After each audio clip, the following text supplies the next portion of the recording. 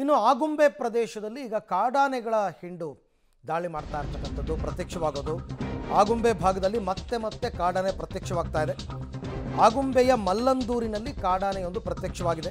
ಶಿವಮೊಗ್ಗ ಜಿಲ್ಲೆ ತೀರ್ಥಹಳ್ಳಿ ತಾಲೂಕು ಮಲ್ಲಂದೂರಿಗೆ ತಡರಾತ್ರಿ ಗದ್ದೆಗೆ ನುಗ್ಗಿ ಬೆಳೆ ಹಾಳು ಮಾಡಿದೆ ಕಾಡಾನೆ. ಕಾಡಾನೆ ಕಾಟದಿಂದ ಮಲೆನಾಡಿನ ರೈತರು ಕಂಗಾಲಾಗ್ಬಿಟ್ಟಿದ್ದಾರೆ. ಕಳೆದ ತಿಂಗಳು ಆಗುಂಬೆ ಐಬಿ ಬಳಿ ಕಾಣಿಸ್ಕೊಂಡಿತ್ತು ಕಾಡಾನೆ.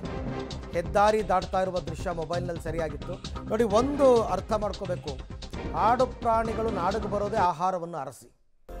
ಕಾಡಲ್ಲಿ ಸಫಿಷಿಯೆಂಟ್ ಆಹಾರ ಸಿಕ್ಬಿಟ್ರೆ ಅವು ಹೊರಗೆ ಬರೋದೇ ಇಲ್ಲ. ಅದು ಆನೆ ಆಗಿರ್ಬೋದು, ಹುಲಿ ಆಗಿರ್ಬೋದು,